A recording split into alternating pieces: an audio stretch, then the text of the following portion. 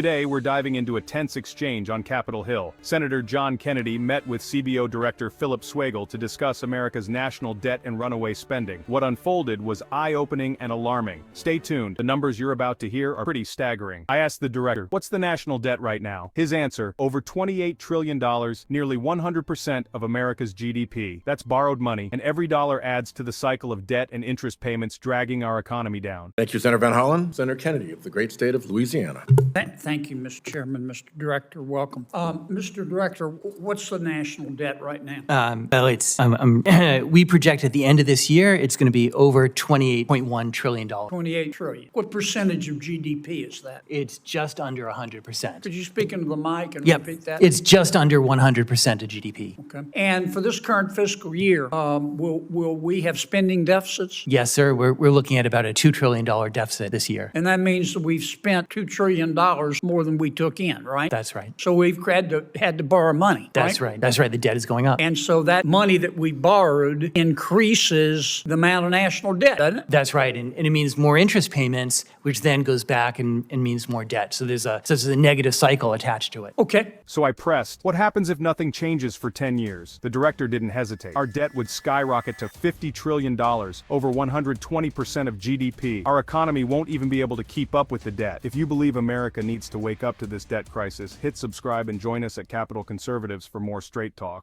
So our current national debt is over 100% of our economy. It's $28 trillion. Let's suppose that we think in 10-year windows, as you know. Let's suppose nothing changes over the next 10 years. Nothing. We don't renew the tax cuts. Nothing changes. What's the debt going to be 10 years from now? Right. So our projection is then over $50 trillion or over 122% of GDP. Yeah. Well, damn, looks to me like we better do something. I mean, we can sit here and debate the tax cuts and you talk about the tax cuts don't work. I don't know how you know that because the pandemic skewed all economic results. But we better do something, huh? Do you think we can sustain the spending? No, the risks are mounting with higher interest payments and higher debt. And that's, as you said, that's why action must be taken. So what should we do? It's, the sooner Congress acts, the easier it will be. I get that. It's not So gonna what be easier. should we do? I'm here to support you, but not to Support tell you me. What not to should tell we you what do? to do. I mean, reduce the deficit. You have choices. You can look at mandatory spending. On the spending side is the driver. You have healthcare costs and Social Security. On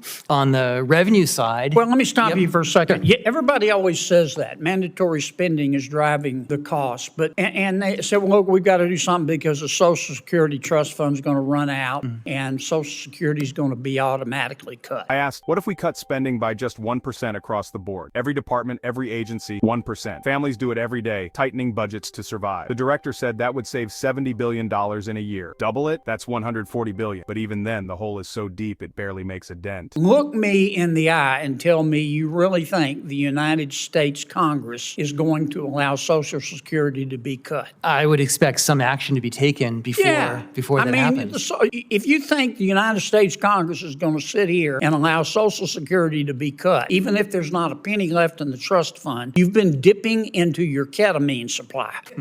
It is not going to happen. We'll just go into the general fund and take the money, won't we? Right, and that would add to the deficit under as compared to current law. So why do we, I get it.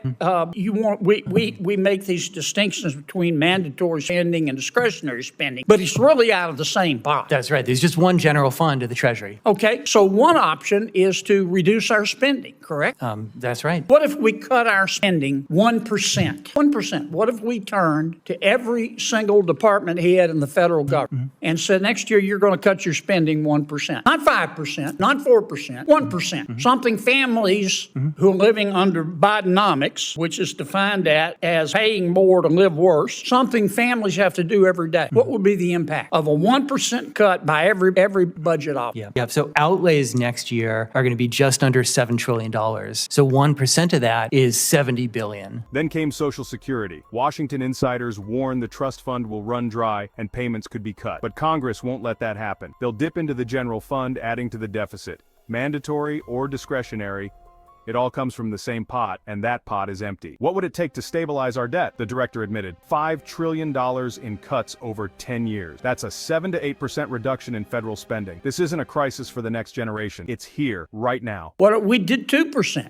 What would be the impact? Yep, there'd be 140 billion, and that's the challenge, is that the deficit is so large that what you're saying makes a difference, but is pretty modest relative to the size of the challenge. What do you think we would have to cut spending in terms to get in control of our debt? Yeah. So if you just wanted to stabilize the debt, make it so that the debt's at 100%, Yes. it goes up not by too much. Yeah. You'd have to cut and do it on the spending side. You're talking about $5 trillion over 10 years. What percentage is that? Right. So that's, over 10 years. So spending, say spending is 7 trillion, multiply that by 10, so it's about 70 trillion, a bit more. Give me a percentage. American Yeah. people think in terms of percentage. No, that's right. So say you're talking about a roughly 7 to 8% reduction in spend. Overall, just to stabilize the debt. We'd still have a high debt. And then we could try to grow out of it. Positive growth would improve revenues and help the situation. I'm way over. I'm sorry, Mr. Chairman. I enjoyed talking to you, Mr. Director. Very good. Thanks, Senator Kennedy. Senator Johnson.